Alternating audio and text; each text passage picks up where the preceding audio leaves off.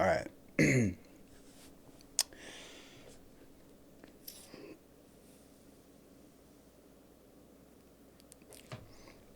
three, two, one.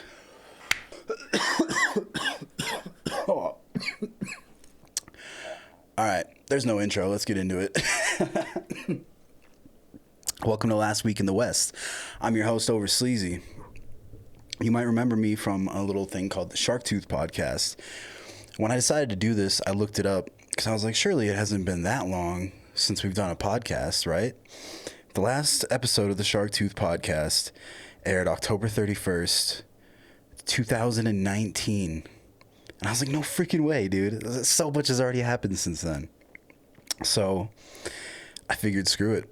We're bringing it back, but I changed the name.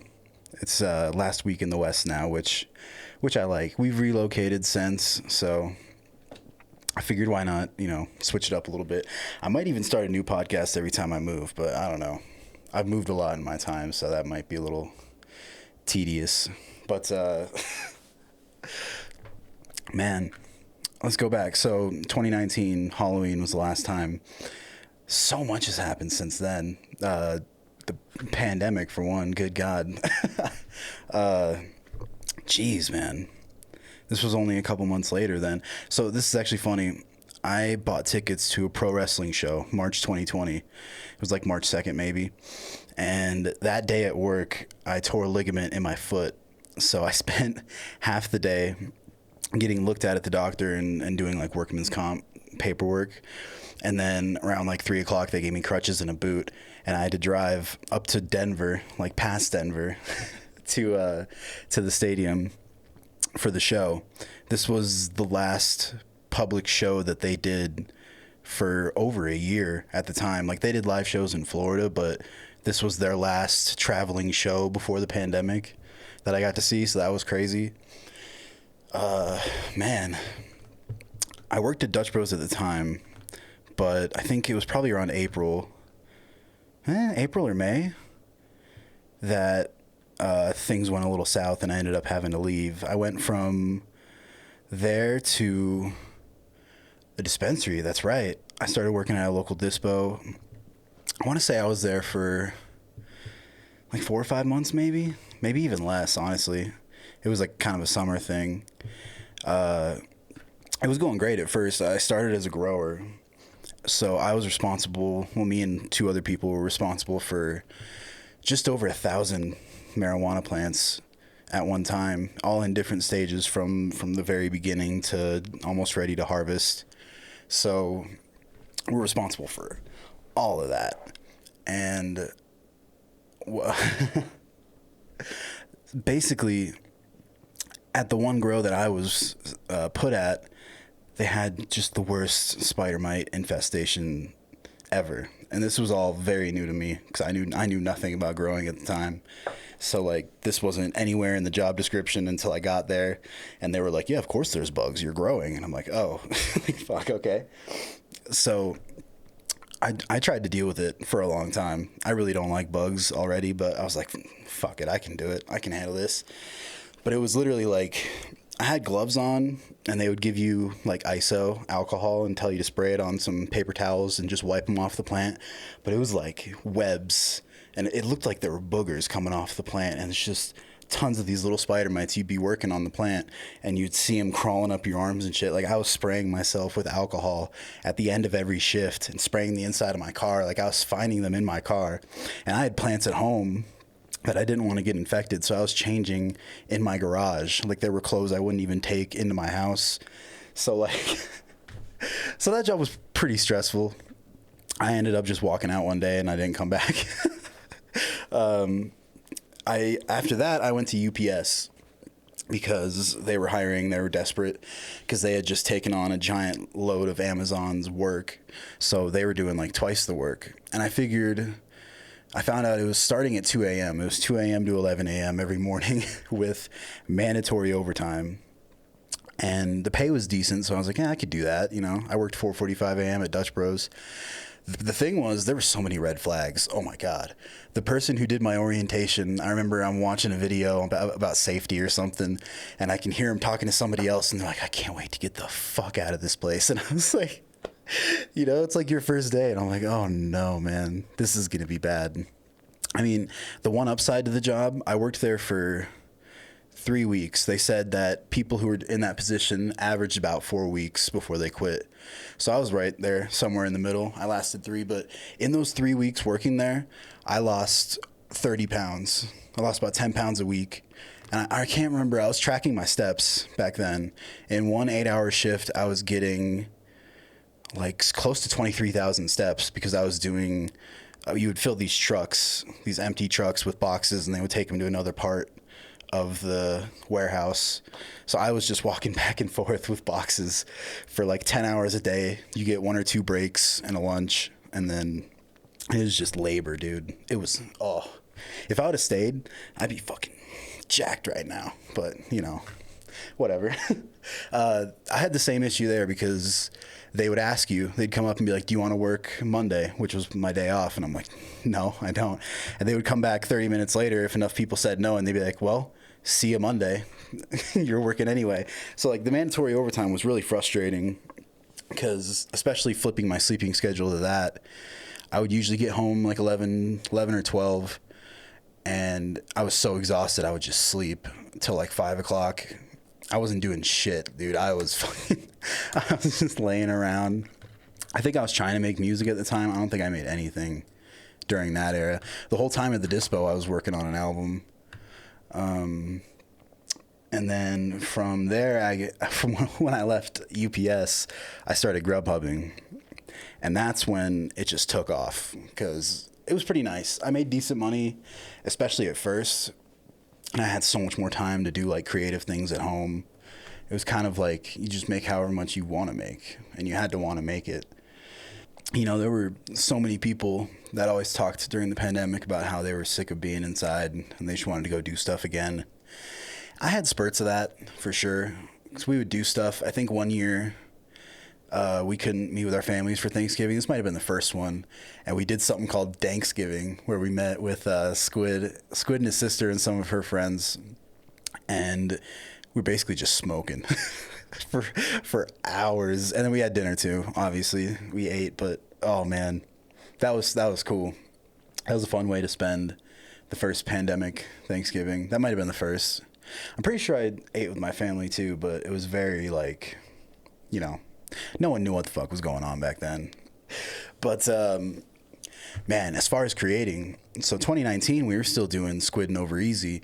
It was late 2019 to early 2020 that we started to branch off and do our own solo work. Squid was working on his album, Sedated Summer, and I started working on Astral Scramble.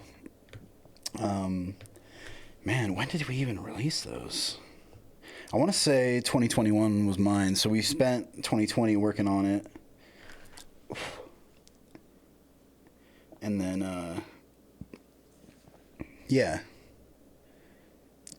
2021 was Astral Scramble. 2022 was Deconstruct. Oh, yeah. 2022, I had to change my name because there's another artist named Over Easy who bought the rights to the name. And I got copyright stricken and everything got taken down. So mid 2022, I changed my name to Over Sleazy and re-uploaded everything, along with the new album, Deconstruct Into the Void. That was also when I started making my own beats. So Squid actually, let me switch over. He gave me this beat pad, this lovely thing right here. And I was on a totally different computer back then too, but I started making beats. I liked a few of them, so Deconstruct was actually half beats made by me. So that's been fun. That's been really fun diving into beat making. It definitely helps with like being creative. Kind of helps drive that. I think, man, it had to have been, I think it was 2021, maybe 2022. When we started branching out and working with other people. Squid did a song called Ain't Got with a guy named Let Me Do Ya from Las Vegas. And from there, we started working with him a lot. on his album, which actually comes out next year now, April 2024, Lame Brains. And oh man, it's been dope. Working with Lemmy D has been sweet. He's been on a ton of my stuff. He's on a bunch of stuff that Squid has coming out. And then the Lame Brains album is crazy. It's so many songs, and we're on a good chunk of them. I can't wait to hear that, man. It's gonna be so sick. I think we had my brother Justin on the podcast before. He started rapping, I think last year, or maybe just before. He goes by the name Jay Kuzi. Actually, he might have been on... God, when did he start rapping on our stuff? I have to look it up. But he's got a ton of songs, too, that are just about ready to be released as an album. So we've been busy, man. It's been a really busy couple of years. But as far as work goes, I think January 2023 was my last day back at Dutch Bros. I was there for like a year or two again. But I've been working from home, like kind of hybrid from home for the last 10 months for my parents' company, Integrity. So I've been doing marketing for now over a year and a half, but full time for 10 months. So that's been cool. Just learning different things. We've made a couple different courses now. So I've kind of just been expanding the portfolio, making courses, been doing social media. We've been on TikTok for a long time now, over a year and a half. We just reached 5,000 followers last week on the company TikTok. And we started podcasting, which is a big reason why I started doing this again, because, I kind of need to practice, get my reps in. Man, so it's been cool. I got to go on a trip in January out to Florida to a conference. So that was my first time doing that. And yeah, it's really just been a lot of video editing, tons of video editing, making lots of social posts. I'm on Canva like every day, making thumbnails and graphics. It's awesome. This is my first winter not working outside in like, God, almost 10 years, maybe, yeah, about 10 years. I started Dutch Bros in like 2014.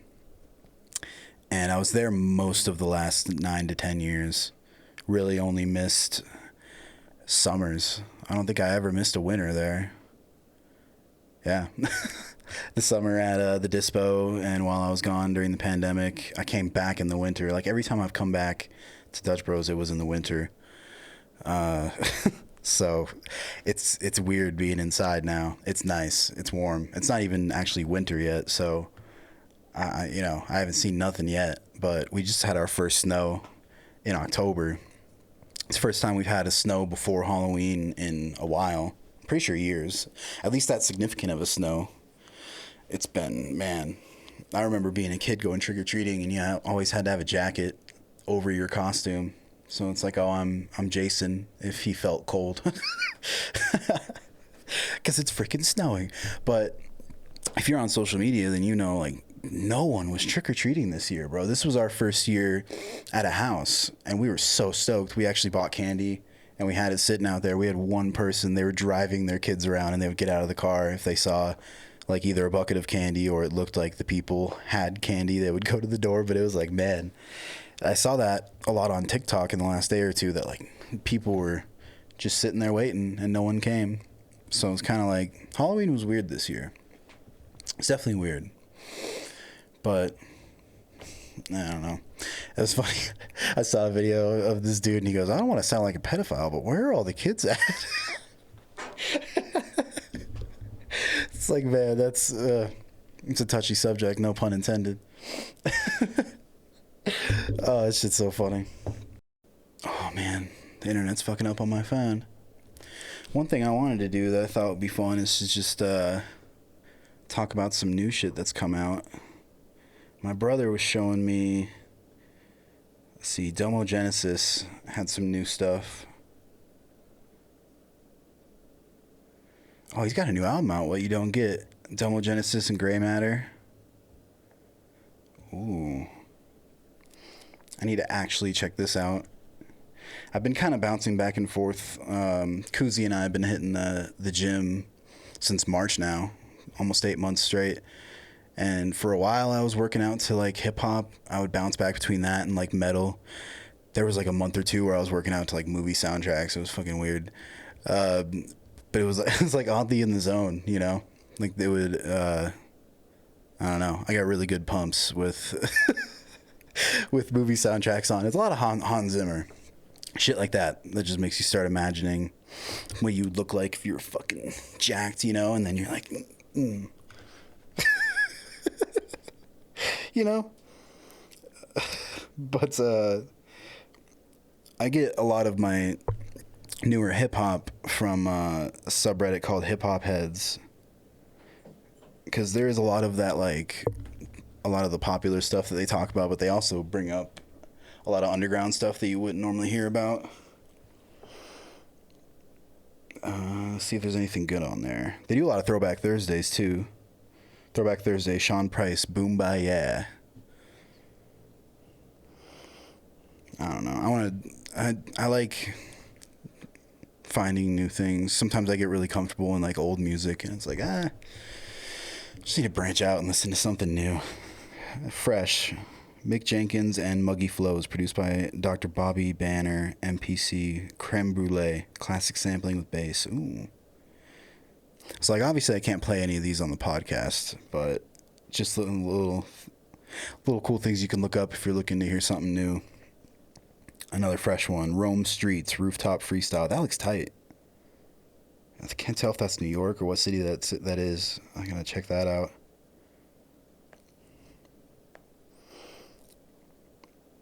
Ooh, Throwback Thursday, Gangstar, same team, no game.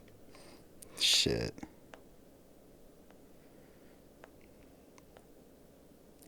So, you know, it's a mixture of throwbacks and fresh.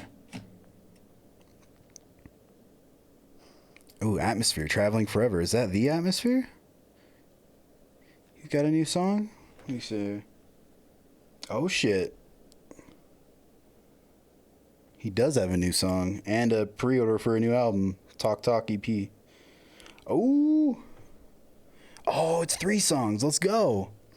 Atmosphere, Slug and Ant. Oh yeah, that is Atmosphere. All right, I'm gonna listen to a couple of these and then I'll let you guys know what I think. I'm traveling forever, never released. I'm trying to get some peace. I need to set some boundaries. All right, next one's called Talk Talk.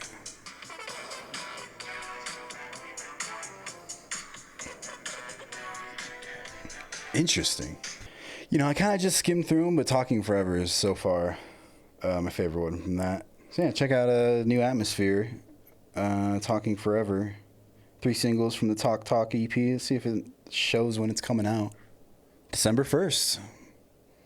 Nice. So about a month. That's tight. New Atmosphere coming up. Most recent. The genesis of Talk Talk EP was the session for a song of the same name that appeared on So Many Other Realities Exist Simultaneously, a collaboration with Lifter Polar album Bat Flower.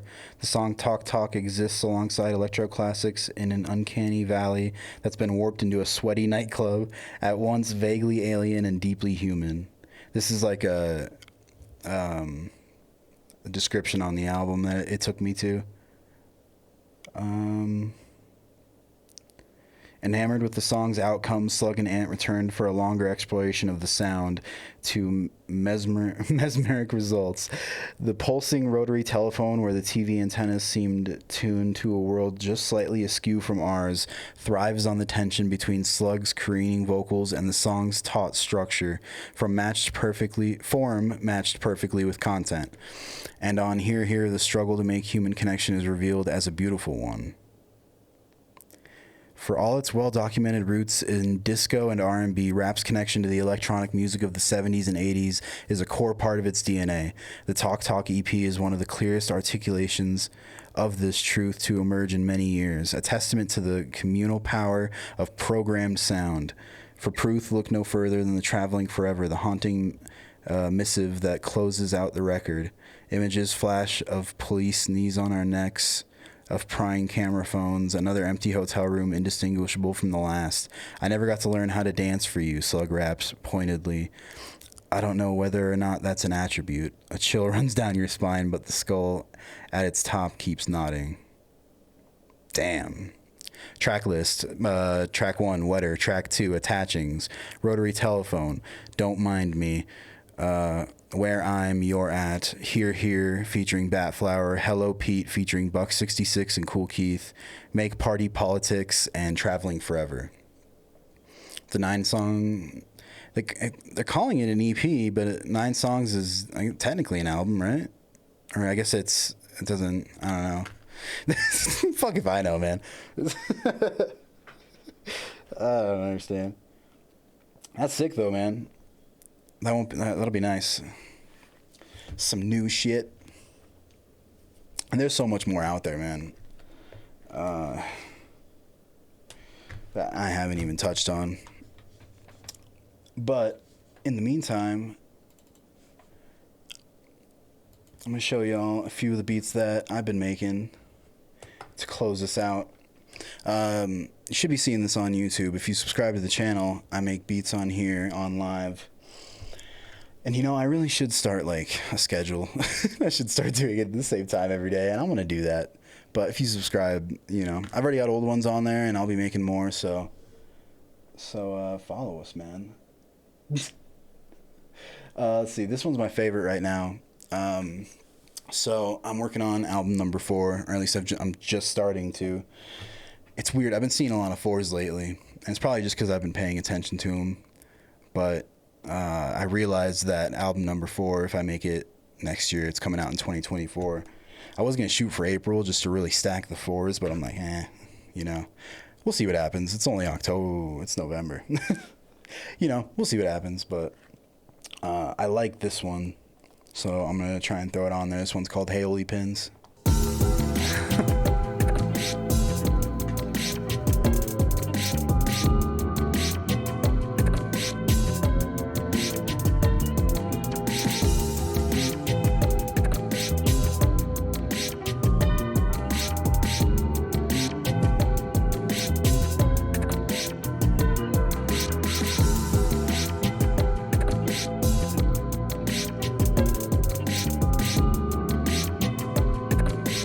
Yeah, I want to throw that on the next one.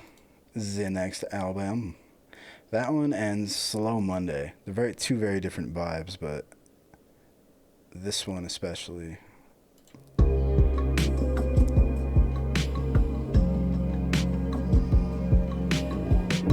It just sounds like a good ending track, Yeah.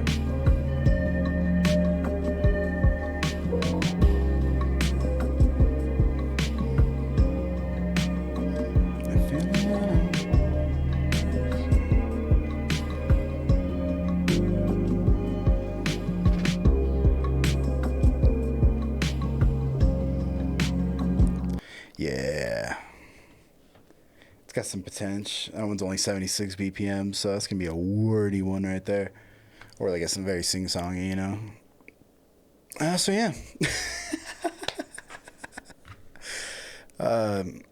Man. Follow Squid Essential Music on YouTube.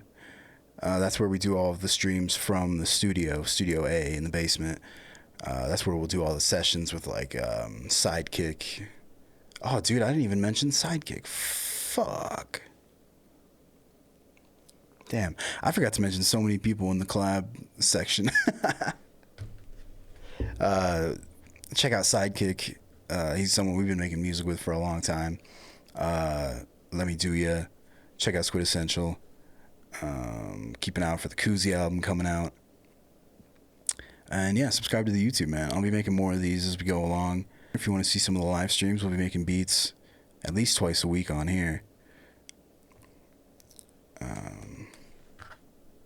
And yeah, man, we're just pushing forward to 2024. We got a lot of music coming out, a lot of music to make. So if you want to see that process, man, follow us here. But yeah, thanks for listening. Thanks for watching. Keep it gangster out there. P Lane for life. Always and forever. P Lane will never die. All right, I'll peace.